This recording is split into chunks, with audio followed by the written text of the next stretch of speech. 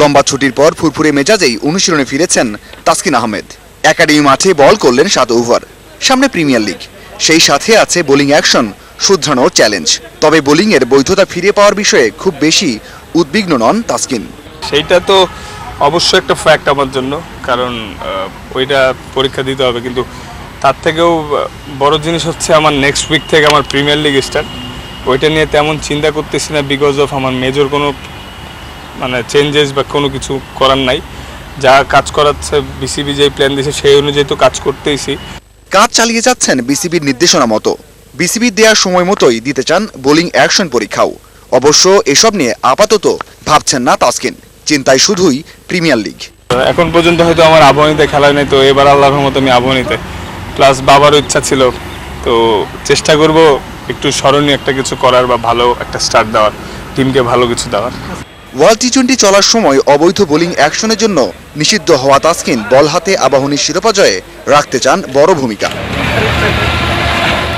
মাঝারুল ইসলাম, independent news, Dhaka.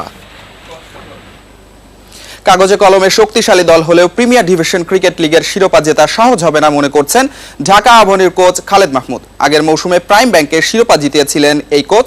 শিরোপার জন্য বিদেশি ভালো মানের অলরাউন্ডার চাইছেন মাহমুদ। প্লেয়ার্স বাই চয়েসে আলোচিত নাম ঢাকা আবাহনী। ঐতিহ্যবাহী ক্লাবটি দলে পেয়েছে সাকিব, তামিম, তাসকিনদের মতো তারকাদের। শুধু ক্রিকেটারদের ক্ষেত্রেই নয়, কোচ নিয়োগের দিকেও আলোচনার শীর্ষে ক্লাবটি।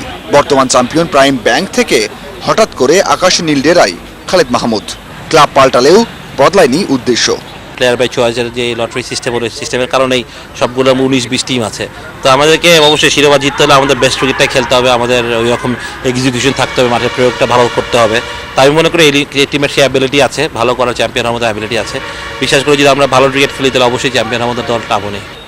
12 দলের আসরে ছোট বড় সব দলের ভালো করার সুযোগ আছে বলছেন তিনি। আইপিএলের জন্য সাকিব আল হাসানকে আপাতত পাচ্ছে না ক্লাবটি। তার অভাব পূরণে খোঁজা হচ্ছে বিদেশি অলরাউন্ডার। আমরা মিডল অর্ডার ব্যাটসম্যান চাই, যেটা অলরাউন্ডার হতে পারলে খুব ভালো হয়, বাট আমি মেনলি ব্যাটিংটাই চাই। আমার এখানে একটা ঘাটতি আছে দলে, আমি যেভাবে চিন্তা করি মিডল অর্ডারে। তো ওটা যেটা ভালো প্লেয়ার পেয়ে যায়, আমি মনে করি যে আমাদের পুরো, যেহেতু সাকিব নেই, আমরা ফুল সার্ভিসটা পাবো না সাকিবের। ওই জায়গায় যদি একটা অলরাউন্ডার থাকে সাকিবের মতন, তো আমরা পাবো না, বাট সাকিবের কাছাকাছি যদি কাউকে পাই। 22 এপ্রিল শুরু প্রিমিয়ার ক্রিকেট লিগের মাঠের লড়াই। মাঝারুল ইসলাম, ইন্ডিপেন্ডেন্ট নিউজ, ঢাকা। আইপিএলের শনিবার মুখোমুখি হচ্ছে টাইগারদের দুই সেরা সাকিব ও মুস্তাফিজের দল। প্রথম দুই ম্যাচে একাদশে না থাকলেও এ ম্যাচে সাকিবের ফেরার সম্ভাবনা রয়েছে। অন্যদিকে আশিস নেহরার অনুপস্থিতিতে মুস্তাফিজের কাঁধেই এখন হায়দ্রাবাদের বোলিং আক্রমণের দায়িত্ব। রাজীব গান্ধী আন্তর্জাতিক স্টেডিয়ামে ম্যাচ শুরু বাংলাদেশ সময় বিকেল 4:30টায়। ঢাকা থেকে প্রায় 900 মাইল দূরের শহর হায়দ্রাবাদে খেলা, তবু পুরো দেশের ক্রিকেট ভক্তদের মনোযোগ আইপিএলের কলকাতা হায়দ্রাবাদ ম্যাচটির দিকে। এ ম্যাচেই মুখোমুখি হচ্ছেন সাকিব আল হাসান ও মুস্তাফিজুর রহমান। প্রতিযোগিতার প্রথম দুই ম্যাচে 1 জয় 1 পরাজয় টেবিলের 3-এ রাইডাররা। কিন্তু কোচ ক্যালিসের দলের জয় কিংবা পরাজয় কোনো কিছুতেই হতাশা কাটছে না টাইগার সমর্থকদের। প্রথম দুই ম্যাচের কোনোটিতেই সেরা একাদশে ছিলেন না সাকিব। তবে তৃতীয় ম্যাচের আগে আশায় বুক বাঁধছে সমর্থকেরা। কলিন মান্ডোর জায়গায় সাকিবের ফেরার সম্ভাবনাটা এখন বেশ উজ্জ্বল। প্রথম ম্যাচে ডিভিলিয়ার্স আর কোহলিদের ব্যাটে চাপা পড়ে গেছে হায়দ্রাবাদের সূর্য। তবে সে ম্যাচে দ্য ফিজের দারুণ বোলিং আশা যোগাচ্ছে সমর্থকদের। অভিজ্ঞ নেহরার অনুপস্থিতিতে বোলিংয়ের মূল দায়িত্বটা হঠাৎই চলে এসেছে কাটার বিশেষজ্ঞর কাঁধে।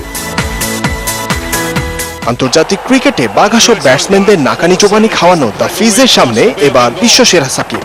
দুই বাঘের আইপিএল দ্বৈরথে আসল জয় কিন্তু বাংলাদেশেরই। Zahirul Islam, independent news.